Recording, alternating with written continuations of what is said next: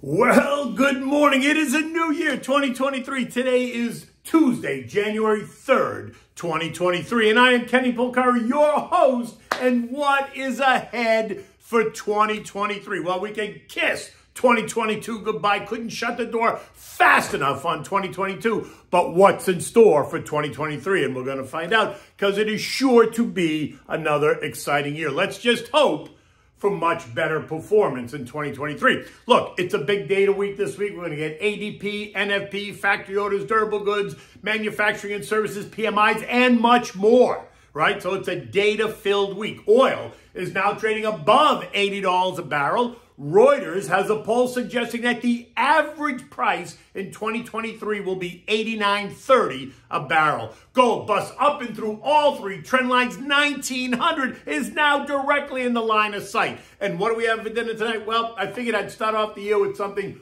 warm for your belly, pasta fagioli, but we'll get to that in a moment, because last year was a brutal year for some. Well, not so brutal for others, right? Starting in January 2022, we saw the S&P fall by 11%, only attempt to rebound before Vlad invaded Ukraine, helping to send oil to $130 a barrel, causing all kinds of global and political strife, right? Then the Fed rate hikes began slowly. 25 basis points in January weren't helping, only caused more angst as economists, analysts, and strategists all predicted a more aggressive rate tightening cycle. 50 basis points, which then became 75 basis point moves, as inflation at the consumer level ticked as high as 9.1%, and the producer level topped 11.3% in July. All while J.J. Yellen, Brian Deese, Jared Bernstein, and Joey told us that it was Putin's fault, and that we needed to understand that it wasn't going to stay high forever, but they were on it, as they passed massive spending bills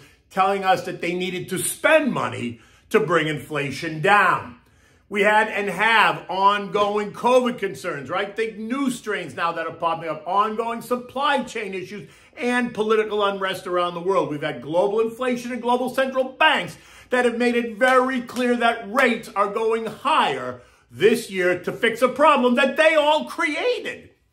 JJ reminded us that he and the Fed were focused on just one thing, the sticky inflation and how to bring it down to 2%. And that would require the Fed to remain aggressive, and that sense starts careening for most of the year. But even so, more so in the late summer into the fall, as investors and algos and traders priced in a more aggressive Fed than many had hoped for, right? Sending the S&P down 27% before it found a bottom at 3490. Only to hobble into the year-end, closing down 19% on the year. Not a good showing by any stretch. And then we got our favorite bankers from Goldman and Morgan Stanley to tell us we should brace for another 20% move lower from here, right? Taking the S&P to 3,000 before this would be over. And then we heard about all the coming layoffs in the financial services industry. Goldman, JP Morgan, Bank of America, Morgan Stanley, Citibank, as they join announced cuts out of Silicon Valley in California, Silicon Alley in New York City, and Silicon Hills in Austin, Texas.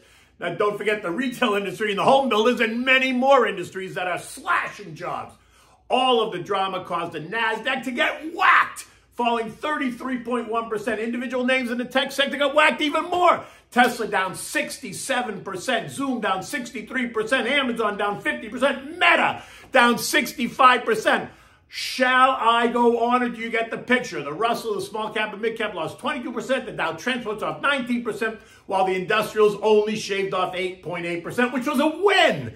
The value trade handsomely outperforming the growth trade by a 24% margin, right? The SPYV was only down 5.3%, while the SPIG was down 29%. Of the 11 S&P sectors, energy, fossil fuels was the clear winner, surging by 59% for the year, followed by utilities, which are down 1%, consumer staples down 3.6%, and healthcare down 3.6%. All sectors I was screaming about all year long that represent the STPN trade. Stuff that people need. Things that you need no matter if we have a recession, no recession, soft landing or hard landing. Either way, you need this stuff. And so they held in there while other parts of the market got slammed. Communications, tech, real estate, consumer discretionary down 40%, 29%, 28%, and 37% respectively. Caught in the middle were financials down 12%, basic materials down 14%, and industrials down 7%. Right, so it was all very it was a wild year. Further down the line, we witnessed deeper losses in semis, down 36%, cybersecurity down 26%, artificial intelligence down 42%. Some of those make no sense to me. Retail down 31%, that makes sense. Renewables down 15%, and home builders lost 28%, and the list goes on there as well. But there were sectors that did well considering this discretion. And they included aerospace and defense, up 10% on the year, with individual names up even more. Lockheed Martin up 40%, Northrop Grumman up 42%, Raytheon up 20%, General Dynamics up 22%. Coal stocks benefited from the demand for energy. BTU up 162%. Consolidated Edison up 195%. NRP up 73%. Arch Resources up 83%. Oil services stocks did very well. The group up 66% in the year includes names like Halliburton up 74%, Schlumberger up 80%, and Baker Hughes up 60%. Metals and miners also did well. The XME was up 10%. Steel Dynamics up 60%, and the list could go on. But the point is, there's plenty of opportunity in 2022, not the complete disaster that the index is painted, right? And don't forget the contra ETFs that got you short different parts of the market that offered protection and upside. The PSQ, which gets you short the NASDAQ, rose 38% in the year. The SH gets you short the S&P, gained 19%, while the Dow short, added 6.5%. But again, these are not long-term investments and do not belong in an account for any extended time period. They are strategic and meant for actively managed dynamic portfolios, right? Bonds got whacked as well. The AGG, the Core U.S. Aggregate Bond Fund, lost 14% after being down more than 20% in the fall, leaving many to wonder if the historic 60-40 portfolio was officially dead. And here's a hint. It really isn't. Junk bonds, otherwise known as high-yield debt, represented by the HYG ETF, was also down by 20% by October, only to rally into the end of the year, closing down a solid 11%. Treasury yields rose most of the year, as it became even clearer that the Fed is not about to pivot. The 3-month note now yielding 4.24%, 2-year treasuries yielding 4.4%, while the 10 years yielding 3.87. I mean, you can get a 12-month CD at your local bank and get 4.5% guaranteed, with many banks offering rate upgrades if rates keep rising, giving investors something to consider other than stocks. And that's also helping to put pressure on the market. And the inverted yield curve now suggesting that not only is a recession possible, but it is expected to start in earnest sometime late winter, early spring. It just depends when the National Board of Economic Research decides to have the guts. You know, I could have chosen another word, but I think guts gets it. When they have the guts to call it, right? Estimates range from late winter to sometime in the fall, which is ridiculous since I, along with many others, believe that it's already here. But let's move on, because whether it's here or it's coming, it's coming. They tell us that the labor market remains strong, and it is. So therefore, we cannot possibly be in a recession, to which I would say, watch the data. Now, this Friday brings us the December non-farm payroll report, and it's expected to show that unemployment remained at 3.7%. And that's going to cause the administration to say, look, we told you so. What are you worried about? But I say, be careful, because here's the story. You need to wait until February, because February is when we get the January report. And then March will give us the February report, and so on. That is when you're going to start to see rising unemployment. Recall all the layoffs and firing announcements that we saw across a range of industries as we headed into the end of the year. They will start to show up in the January and February reports. And remember, many economists expect to see unemployment rise to somewhere between 5 and 7% and then stay elevated for a long period of time in order to get inflation back to the 2% target. That's if they don't change the target, which I think the Fed will do, right? I think my gut is telling me that 3% is going to be the new Fed target when it becomes even more obvious that 2% is a pipe dream, unless they continue to raise rates to levels that will bring the economy to a crawl, which they also might do. And all this has to happen in 2023. Why? Because it's not an election year, which explains why JJ told us at the last FOMC meeting that it is premature to think that the Fed will pivot in 2023, making it very clear that the committee is concerned that transitory inflation is now sticky inflation. He expects rate cuts sometime in 2024, which is the presidential election cycle. When in 2024? It's undefinable right now.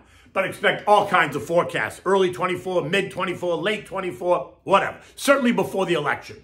Okay, but today's a new day and it's a new year. The slate's been wiped clean. End of the year statements are going to go out along with all kinds of tax and income statements as we prepare for the coming tax season in April, right? So you got 4 months more to prepare for that event.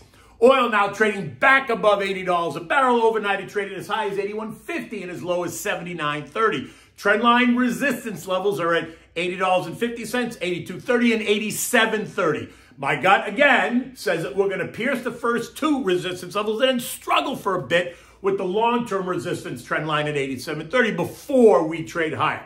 The International Monetary Fund is warning of a tougher 2023, suggesting demand destruction as major global economies go into recession, all while a Reuters 2023 oil price poll suggests that oil prices will average $89.37 a barrel, which means it's got to trade substantially higher at some point during the year in order to get the average to that level. So get ready. This morning, U.S. futures are higher. At 5:30 this morning, Dow futures were up 300 points. The S&P was up 35. The Nasdaq's by 110. The Russell by 25. They've since come down now at 7 o'clock. They're still up, but not up as much. Eco data today includes S&P U.S. manufacturing PMI. Expectations of 46.2. That's in contractionary territory. Construction spending is also expected to be lower by 0.4%. Later in the week, we're going to get ADP employment on Wednesday, and that's expected to show an increase of 147,000 restored jobs. Not new, they are restored. Thursday brings us the S&P U.S. Services PMI, and that's expected to be even lower than manufacturing, coming in at 44.4, well into contractionary territory. And remember, the U.S. economy is a services economy, so that number is very important. And then Friday brings us the all-important non-farm payroll. They expect to see 166,000 jobs restored. Unemployment to remain at 3.7%, while average hourly month-over-month and year-over-year earnings are up 0.4% and 5% respectively. We're also going to get factory orders, durable goods orders, capital goods orders, and capital goods shipped. While it feels good, right, that the market's up and we may get an early New Year rally, expect the markets in the economy to remain skittish, as every single concern out there from last year is still out there. Think trade, think Fed, think interest rates, think balance sheet reduction, resurging COVID variants, slowing global growth, fourth quarter earnings, and the coming slowdown in the year estimates for 2023 for earnings, right? Gold exploded higher into year end, and this morning it's up another $17 at $18.43 an ounce after trading as high as $18.56. Remember on Friday, I pointed out that gold was trading above all three trend lines and appeared to want to test the June high of $1,900 an ounce. I'm still in that camp, but we remain in the 1780, 1900 trading range, right, with a bias to the upside. European markets are all up this morning. The FTSE rallying by better than 2%, while Spain's up 0.8. The other markets are all fall inside of that range. Inflation figures for Germany due out tomorrow, France are due out on Wednesday, and Italy on Thursday. On Monday, we learned that the Eurozone manufacturing suggested that the worst just might be over for the continent, and that is good news and is helping stocks on both sides of the Atlantic. The S&P closed the day at 3839 on the last day of the year, down 10 points. Right? It's a new year. Let's be positive. Let's not be ridiculous, though. The path forward is full of potholes, so you have to prepare yourself. Remember, the pendulum swings too far, to the left and then to the right. In both directions, it always goes too far, all the time. So corrections and repricings are just part of the efficient market theory. We just need to decide if the pendulum is still swinging to the left or if it's reached its target, is now preparing to swing to the right, creating big opportunities for the longer-term investor while creating trading opportunities for the traders. Keep your eye on the ball, and as a long-term investor, you have to eliminate the noise. Stick to the plan. Speak to your advisor. Remember, investing is dynamic. It is not static.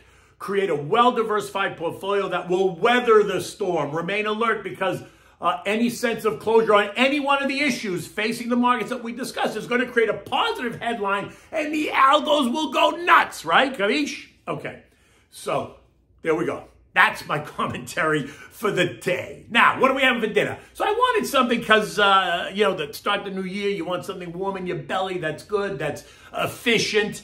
and that's always, always easy to make. And it's pasta fagioli, right? It's considered a peasant dish, although you'd never know it by the prices on the menu today. It's featured as a specialty dish. So pay attention, and you can make this classic Sicilian dish all on your own. And guess what? It will soon become a family favorite. It's a great, healthy vegetarian dish, and you can make it gluten-free as well. So everybody in the house can enjoy it. No one should be able to say, nah, I can't eat it. It's full of protein, fiber, and essentially low in calories. Now, so you need a big saucepan. Heat up some olive oil, right? Go around 2 or 3 times. Add in 1 clove of crushed garlic, finely chopped. You can crush it and then chop it. Add in 1 large Spanish onion, the white onion, Vidalia, whatever. Some celery stalks and 2 large carrots that you just chop up, right? Saute them until tender, about 15 minutes or so. When soft, you're going to add 1 can of cannelloni beans and 1 can of plum crushed tomatoes. Salt and pepper, 3 cans of chicken stock. Bring it to a boil, then reduce the heat to simmer and cook uncovered for about 20 minutes. You may have to add a bit more, you may have to add a bit of water if it thickens up, right? Because you don't want it to be soupy, but you don't want it to be so thick. In a separate pot, boil a ½ pound of the elbow macaroni in salted water. When it's almost done, strain that, reserving a mug full of pasta water. Then add the pasta to the tomato and bean mixture. Add 2 handfuls of grated Parmigiano Romano, and then adorn it with parsley. Put parsley on top. Stir it through, heat it up, and serve. It's a great winter dish, and it's very, very hearty. It is a great dish to make. And listen, you can have it in the Northeast. You can have it down here in Florida, right? It doesn't make a difference. It is delicious no matter where and when you eat it. In any event, it's a new year. Hello to everybody. Good luck, good wishes, good health, peace and joy to everybody. Until tomorrow, take good care.